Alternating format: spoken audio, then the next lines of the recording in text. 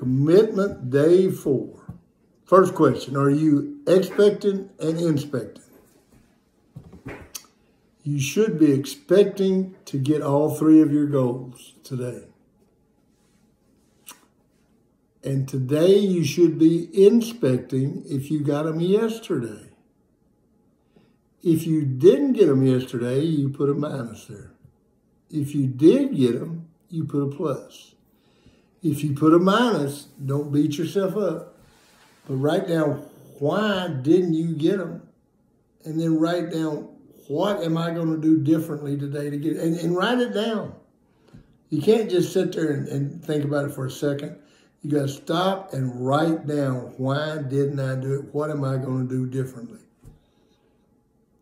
And by the end of this 36 weeks, guess what? You're going to have it. You're going to have the quality of purpose-driven so strong in you that you'll spend the rest of your life doing it.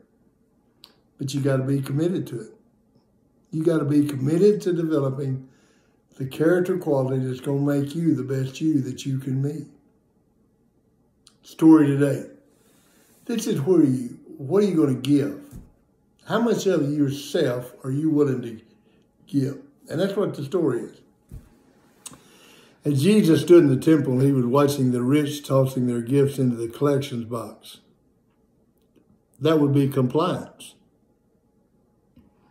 If you're putting money in the collection box, out of your wealth, and you're putting, if you got $1,000 and you're putting $100 in, you're being compliant. Then a poor widow came by and dropped in 2 small copper coins, the equivalent of 2 pennies.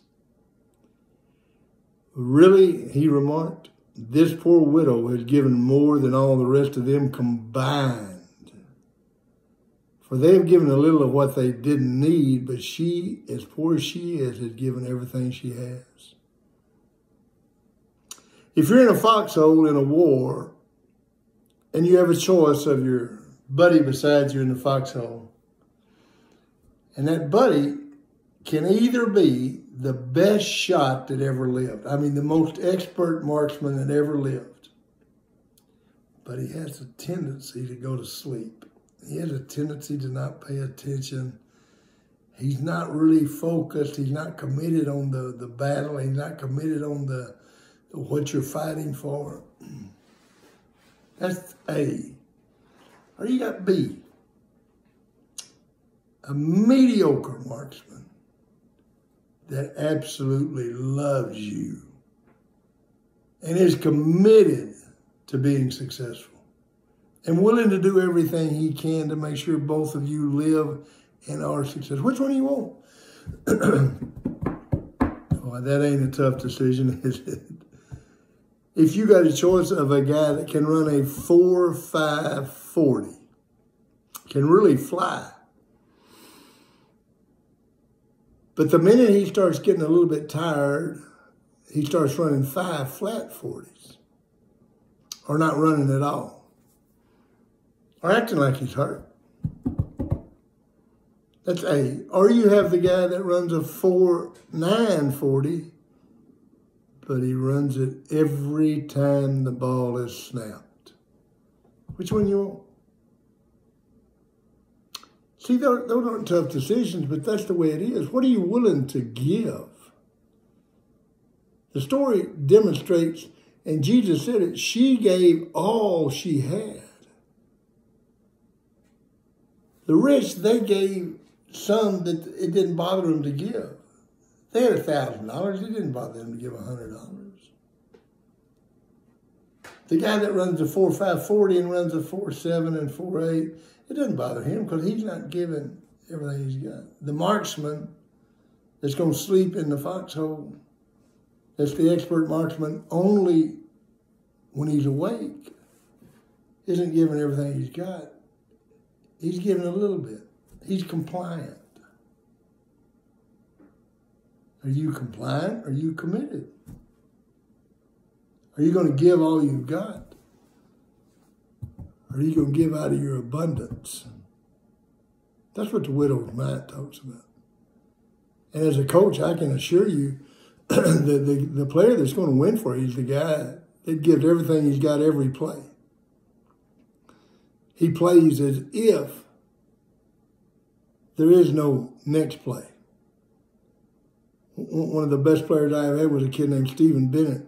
And I asked him one day, I said, Steve, why do you play so hard? And he said, I don't know if there's another play. I want to make sure that I'm playing every play as if it was the last play I'll ever play in my life. So if I do get hurt, I don't regret what I did. That's life. When you get to be 70 years old and you look back, you're going to regret every time you didn't give the widow's mite. Every time you didn't give it everything you had. And you're going to be proud of every time you did. And what this curriculum does is make you more aware so that you give more often. Don't take the easy way out. Run the 4.7 every time, or run the 5.5 every time. It doesn't matter. Just be the best you that you can be. That's all that matters. You're not trying to... We never gave shirts for the 300-pound club. Because I had guys that could bench press 300 pounds the first day because of their genetics and the way they were raised and their natural strength. And I had guys that couldn't have bench pressed 300 pounds after working out for 10 years. And it didn't determine the players. We put a red square on everybody's goal if they made their goal. In other words, if you became the best you that you could be, if you told me, Coach, I'm going to bench press 140 pounds on that next test, and you did it, you got a red square. We made it red. We didn't put a number there. We just put a red square. You were the best you that you can be, and that's all you want to be. You don't want to be Michael Jordan. You want to be like Michael Jordan, maybe if you're in basketball, but you want to be the best you that you can be. And that's being committed and being a widow's mite, giving everything you had. Look at question number 1. Why would you say this widow may have been the first all in? You watch those guys in poker and it's all in. What are they holding back? They're not holding anything back. How does this story demonstrate commitment rather than compliance? I think we've talked about that enough. She gave all she had. If you're going to be committed to doing your goals today, you got to give all you have. How would you compare the widow to yourself and the talents you have and the amount you use? Everyone has talent. How much of it are you using? Are you risking failure and giving everything you've got? That's commitment. Become committed. Develop the quality of commitment.